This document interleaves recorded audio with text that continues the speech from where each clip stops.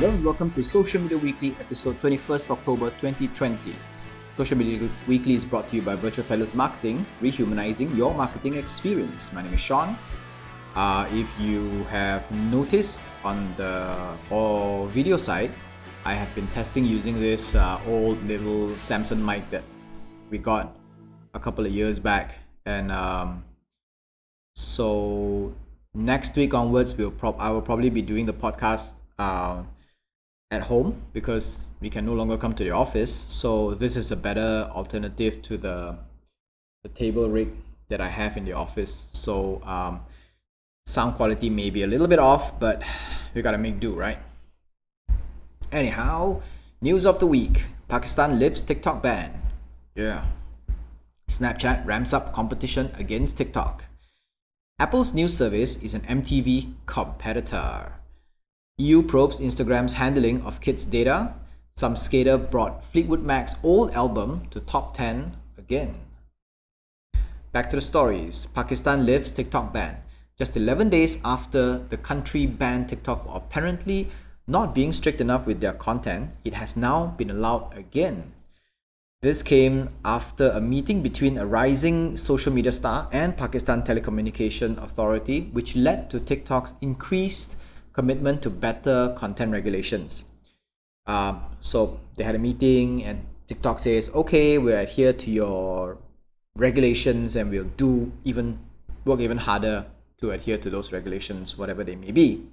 TikTok has been banned over claims that the platform was not actively censoring videos that the government body labels as, quote, immoral, obscene, and vulgar. But there are also concerns raised over Pakistan's enforcement of top-down censorship in the nation. They had similar struggles with Google and Facebook, to a point where Google and Facebook threatened to leave Pakistan, in which Pakistan, after that, they start to relax their stance on this. But in any case, it's nice to hear that Pakistan is taking a step back on this TikTok ban, and it may not be a political thing, but everything is political, right? It's not a political against China, but it is a political thing against freedom of speech or censorship. Snapchat ramps up competition against TikTok. You must have seen this coming, right? Because everybody is competing against TikTok. Soon we can add music to our snaps. Yeah, that's what TikTok does, and yeah, not something mind-boggling or completely innovative, right? Which the company dubs, quote, sounds on Snapchat.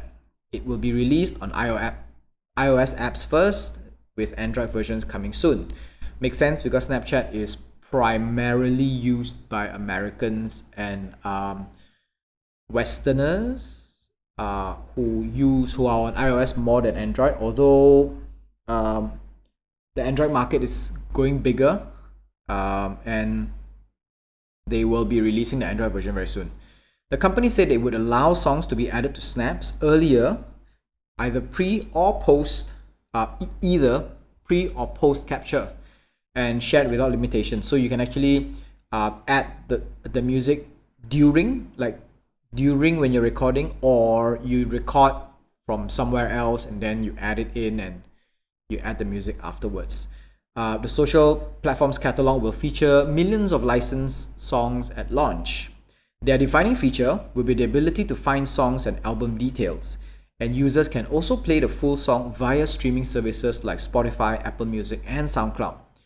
It is actually a good collaborative measure with music labels positioning themselves as a music discovery and sampling platform, rather than just using a 15-second clip and then be over with it.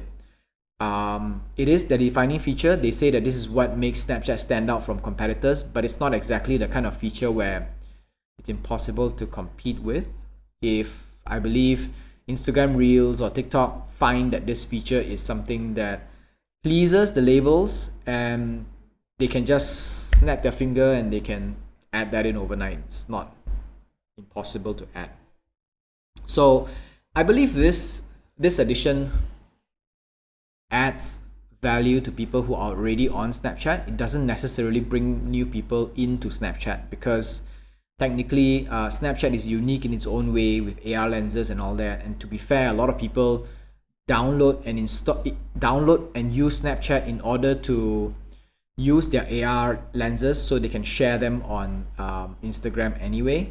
So yeah, in that sense, Snapchat's usage is just to the point of a tool rather than a social media platform itself, at least in this part of the world.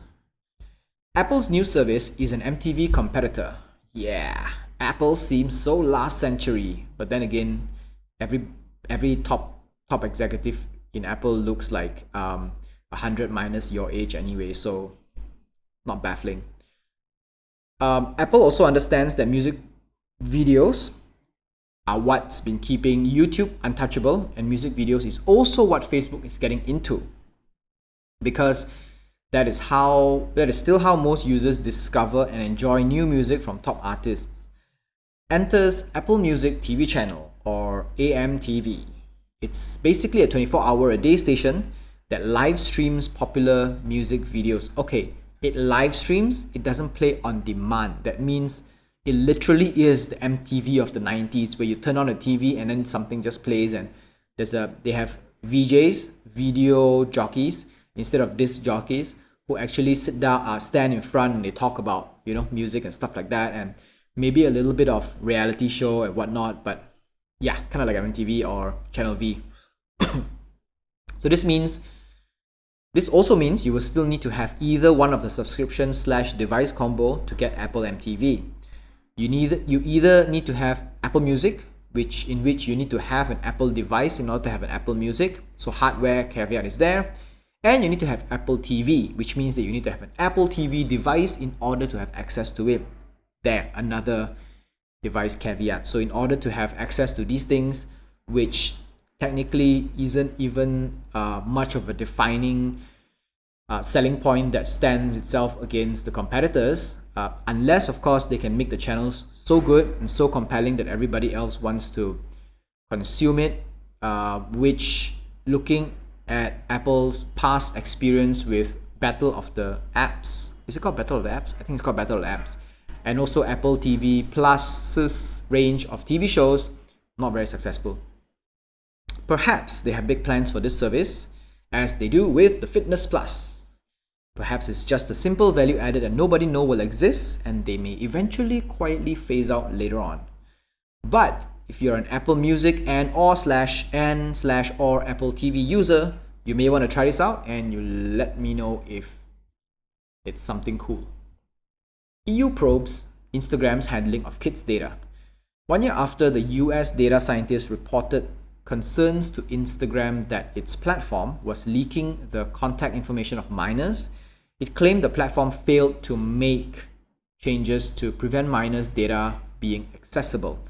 And then the EU launches a probe against Instagram on this mishandling of kids' data. Many kids actually convert their accounts to business accounts because everybody wants to be an influencer, right? So when you convert to business accounts, you automatically have your infos unmasked. In my opinion, yes, there is something that Instagram can do, in a sense that there needs to be a certain confirmation or guarantee that the person who's using, or a declaration, right, in terms of declaration that the person registering for this Instagram account needs to either be of legal age, right, to use a non-minor, and of which, in order to provide the legal documentation, you need to have either, probably the birth certificate or identification card, if minors can have identification cards in some countries. But that means that is a privacy issue as well already, right? I mean, then that means you have to take a picture of your own IC, and also then give it to Instagram for safekeeping, for proof. The problem now is that you don't even trust Instagram with data, and you want to give them more data to a company that you don't trust with your data. So that is a problem. So it's a little bit of a chicken and egg issue, catch-22 kind of thing, right? In my opinion, you can't have a knife at home and then blame the knife maker when your kid accidentally cuts themselves. They are social media is a tool, right? There are some responsibilities that are supposed to be held by social media networks, social media companies. Like, for example, if you want this to happen, then everybody needs to give up their IC or ID cards in order to prove that you're of legal age and you can use the full version of Instagram, and Instagram therefore can serve ads to you and use your data, right? But if you're not of legal age and if you're still a minor, then you need to use the kids version of Instagram. And you know what's to stop them from using your mobile device and create their own Instagram account, right? So there are so many loopholes around that. It's kind of like a knife that is in the kitchen. The key here is also the responsibilities held by the parents. You need to have control over what your kids consume. Like, for example, if you have a stack of porn at home and you don't keep it properly and your kids watch it, you don't go and blame the porn production company for it. It's not their fault that your kids are watching this stuff. It's your fault because you are not keeping them in a proper place.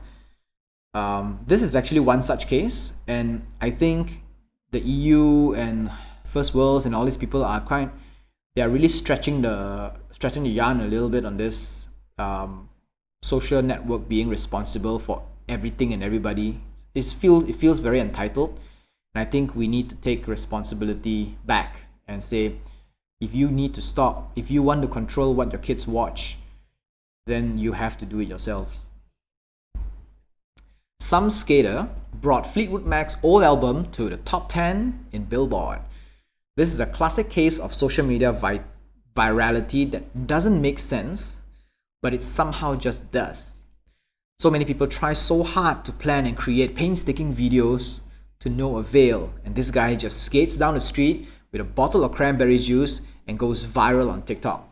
Of course, he was singing along to Fleetwood Mac's classic song Dreams, whose album rebounded to top 10 this week on Billboard, which was very interesting because this song is like a very long time ago. This album is a very long time ago. So this person's name is Nathan Apodaca, if I'm pronouncing it right, and his TikTok handle is 410dogface208. It's on TikTok. Search him out. He's got a ton of videos, and it's all videos of him just chilling about and lip syncing to music. But this one got about 60 million views since it was released. I think it's even more right now. And some people say that it's more on the young generation who are on TikTok, right? Never having heard the songs before, like classic music, and found it to be a good discovery. If that's the case, right, I urge everyone to go skate down roads, sip a juice of your choice, and then sing along to some 70s to 90s classic songs that the kids have not heard of, and probably stand a chance at going viral. You heard it here first. Social media virality tip. Alright, so that's all for this week's Social Media Weekly Podcast, available on Anchor FM, Google Podcasts, Apple Podcasts, Spotify, and more. Our full videos are available on YouTube, and we post bits and clips on Instagram and Facebook. This is Social Media Weekly, episode 21st October 2020. My name is Sean. Stay safe, wear a mask, stay home. Au revoir.